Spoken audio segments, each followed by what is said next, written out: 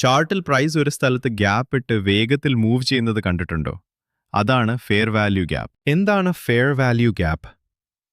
ഇൻസ്റ്റിറ്റ്യൂഷനുകൾ വളരെ വലിയ ഓർഡറുകൾ ഒറ്റയടിക്ക് വെക്കുമ്പോൾ പ്രൈസ് വളരെ വേഗത്തിൽ മൂവ് ചെയ്യും. ഈ വേഗത്തിലുള്ള മൂവ്മെന്റിൽ ചാർട്ടിൽ ഒരു ഗ്യാപ്പ് ഉണ്ടാകും.